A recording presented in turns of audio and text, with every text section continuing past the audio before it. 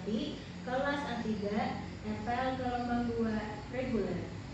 Di sini saya akan membuat video tugas podcast mata kuliah psikologi perkembangan peserta didik. Dosen pengampu Ibu Nura Fitria, KD MPSI. Halo semuanya, selamat siang di podcast kami. Pada kesempatan kali ini kita akan membahas salah satu aspek penting dalam perkembangan usia dini, yaitu perkembangan moral. Fokus pembahasan kita bagaimana menanam nilai kebaikan, kejujuran, dan kesopanan sejak di sini. Yuk kita mulai. Sebelum membahas lebih lanjut, apakah sebenarnya yang dimaksud dengan perkembangan moral? Perkembangan moral adalah ketika anak belajar memahami nilai norma, aturan, serta membedakan perilaku yang benar dan yang salah. Anak tidak langsung memiliki moral yang baik sejak lahir, tetapi moral berkembang melalui proses belajar dari keluarga, sekolah, dan lingkungan masyarakat. Menurut Jean Piaget, perkembangan moral dibagi menjadi dua tahap. Tahap pertama adalah moral heteronom, yaitu usia sekitar 4-7 tahun. Pada tahap ini, anak menganggap aturan berasal dari orang dewasa dan tidak boleh dilanggar. Tahap kedua adalah moral otonom, yaitu sekitar usia 10 tahun ke atas. Anak mulai memahami bahwa aturan dapat didiskusikan dan dipertimbangkan niat seseorang ketika menilai suatu tindakan. Karena anak TK berada pada moral heteronom, mereka membutuhkan aturan, pembiasaan, dan contohnya nyata dari orang dewasa. Tadi kita sudah membahas teori Jean Piaget. Selain Piaget, ada juga tokoh yang terkenal dalam perkembangan moral, yaitu Lorenz Kohlberg. Bisa dijelaskan bagaimana teori beliau? Tentu, Lorenz Kohlberg mengembangkan teori perkembangan moral yang terdiri dari 3 tingkat, yaitu pra-konvensional, konvensional, dan pasca-konvensional. Tingkat pra-konvensional merupakan tahap perkembangan moral yang biasa dialami oleh anak usia dari 4-9 tahun. Tahap ini, anak belum memahami nilai moral berdasarkan prinsip benar atau salah. Mereka menilai suatu tindakan dari akibat yang diterima, seperti hukuman atau hadiah. Tingkat konvensional, tahap ini biasanya berkembang pada usia remaja hingga dewasa awal. Pada tingkat ini, seseorang mulai memahami pentingnya aturan sosial dan ingin diterima oleh lingkungan. 3. Tingkat pasca konvensional. Tahap ini umumnya berkembang pada orang dewasa dan tidak semua orang mencapainya. Pada tingkat ini, seseorang bertindak berdasarkan prinsip awal yang diyakini, meskipun terkadang bertentangan dengan aturan yang berlaku. Namun, untuk anak usia dini, mereka umumnya masih berada pada tingkat pra-konvensional. Pada tahap ini, anak menentukan apakah suatu tindakan itu baik atau buruk berdasarkan akibat yang diterimanya, seperti mendapatkan hadiah atau hukuman. Anak belum sepenuhnya memahami alasan moral di balik suatu aturan. Sebagai contoh, ketika anak berkata, kalau mau antri dengan rapi, nanti ibu guru akan memberikan stiker bintang. Anak akan berusaha antri karena ingin mendapatkan penghargaan. Contoh lainnya, ketika seorang anak tidak mengambil mainan temannya karena takut dimarahi guru.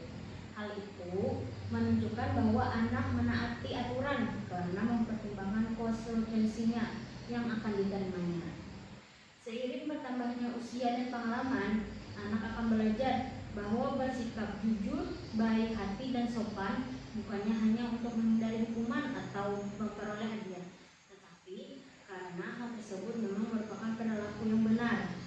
Mengapa pendidikan moral harus dimulai sejak dini? Ada beberapa alasan. Pertama, anak di usia dini merupakan masa emas atau golden age, ketika perkembangan otak berlangsung sangat pesat, sehingga anak lebih mudah menyerap kebiasaan yang diberikan. Kedua, nilai moral menjadi dasar pembentukan karakter anak di masa depan. Ketiga, anak yang memiliki moral yang baik akan lebih mudah bersosialisasi menghargai orang lain, dan mampu mengendalikan perilakunya. Karena itu, pendidikan moral tidak cukup hanya melalui nasihat, tetapi juga melalui pengalaman langsung dalam kehidupan sehari-hari. Sekarang kita masuk ke nilai pertama, yaitu kebaikan. Apa yang dimaksud dengan nilai kebaikan?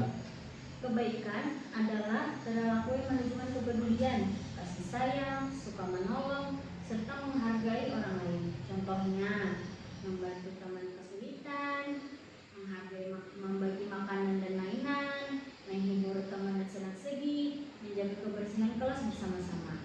Misalnya, di kelas ada seorang anak yang kesulitan memakai sepatu. Guru dapat mengajak teman-temannya membantu untuk mengatakan siapa yang ingin membantu temannya. Dengan kegiatan tersebut, anak belajar bahwa membantu orang lain adalah perbuatan yang baik. Selanjutnya adalah kejujuran. Mengapa kejujuran penting diajarkan kepada anak? Kejujuran merupakan dasar terbentuknya rasa percaya antara anak, guru, maupun orang tua. Anak perlu belajar mengatakan yang sebenarnya meskipun kesalahan. Misalnya, seorang anak tidak sengaja memecahkan gelas daripada langsung dimarahi, guru atau orang tua dapat berkata, "Terima kasih karena sudah jujur, lain kali lebih berhati-hati. Sekarang kita bersihkan bersama." Respon seperti ini membuat anak memahami bahwa berkata jujur lebih baik daripada berbohong. Sebaiknya, jika setiap kesalahan langsung dihukum, anak merasa takut dan memilih berbohong. Kejujuran juga dapat dilatih melalui permainan sederhana seperti permainan menembak cerita, permainan kelompok yang mengutamakan kejujuran, maupun memberikan contoh perilaku jujur dalam kehidupan sehari-hari. Bagaimana dengan kesopanan? Dengan sopan santun? Sopan santun adalah perilaku menghormati orang lain melalui ucapan maupun tindakan. Contohnya, mengucapkan salam, mengucapkan tolong, mengucapkan maaf, mengucapkan terima kasih, meminta izin sebelum meminjam barang, mendengarkan ketika orang berbicara dengan nada lembut. Di sekolah, guru dapat membiasakan mengucapkan salam setiap pagi, antri saat mencuci tangan, dan mengucapkan terima kasih setelah menerima bantuan. Dan kami di sekolah selalu bernyanyi tentang sopan santun. Kalau berbuat salah bilang maaf, kalau butuh bantuan bilang tolong, kalau dapat hadiah ucap terima kasih, kalau kau mau lewat ucapkan permisi. Jika dilakukan setiap hari, lama-kelamaan perilaku tersebut menjadi kebiasaan positif. Bisakah berikan contoh penerapan pendidikan moral di kelas TK? Tentu, misalnya ada dua anak yang berebut mainan. Guru tidak langsung memarahi mereka, tetapi mengajak berdiskusi. Guru dapat bertanya, menurut kalian, bagaimana supaya kalian berdua bisa main bersama? Biasanya anak belajar bergantian menggunakan mainan. Dari situ anak belajar tentang berbagi, menghargai teman, bersikap sabar, menyelesaikan masalah dengan baik. Cara seperti ini jauh lebih efektif dibandingkan sekedar memberi hukuman. Siapa yang paling berperan dalam perkembangan moral anak? Peran terbesar dari keluarga dan sekolah. Orang tua merupakan pendidik pertama bagi anak. Segala perilaku orang tua akan ditiru oleh anaknya. Guru menjadi teladan kedua di sekolah. Oleh karena itu, orang tua dan guru perlu bekerja sama dalam menanamkan nilai moral. Misalnya, membiasakan berdoa, berbicara sopan, menepati janji, mengucapkan terima kasih, meminta maaf ketika melakukan kesalahan, menunjukkan sikap jujur. Anak belajar lebih banyak dari apa yang mereka lihat dibandingkan apa yang mereka dengar. Apa tips sederhana yang bisa dilakukan orang tua maupun guru? Ada beberapa cara yang dapat diterapkan. Menjadi teladan yang baik, memberikan pembiasaan setiap hari, memberikan apresiasi ketika anak berperilaku baik, membacakan cerita yang mengandung pesan moral, bermain sambil belajar, mengajak anak berdiskusi ketika terjadi masalah, memberikan aturan yang konsisten antara rumah dan sekolah. Hal yang paling penting adalah memberikan teladan yang baik. Anak belajar dari apa yang mereka lihat setiap hari. Jika orang tua mengajarkan anak untuk jujur, maka orang tua juga perlu menunjukkan kejujuran dalam tindakan. Begitu pula guru. Jika ingin anak bersikap sopan, guru juga harus berbicara dengan santun kepada anak. Selain itu, hindari mendidik anak hanya dengan hukuman. Berikan penjelasan yang mudah dipahami. Ajak anak berdiskusi dan berikan kesempatan kepada mereka untuk memperbaiki kesalahannya. Dengan kerjasama yang baik antara keluarga dan sekolah, nilai kebaikan, kejujuran, dan sopan santun akan tumbuh menjadi karakter yang kuat dalam diri anak. Sebelum mengakhiri podcast ini, mari kita ingatkan kembali bahwa perkembangan moral tidak terjadi dalam suatu hari. Proses ini membutuhkan waktu, keteladanan, pembiasaan kasih sayang, dan kerjasama orang tua, guru, serta lingkungan sekitar. Anak bisa dibiasakan berbuat baik, berkata jujur, bersikap sopan sejak usia dini, akan memberi bekal karakter yang kuat menghadapi kehidupan di masa depan. Dari pembahasan hari ini, kita dapat kesimpulan bahwa perkembangan moral merupakan proses yang sangat penting membentuk karakter anak. Nilai kebaikan mengajarkan anak untuk peduli terhadap sesama. Nilai kejujuran mengajarkan anak untuk berkarakter benar, berkata benar, dan bertanggung jawab.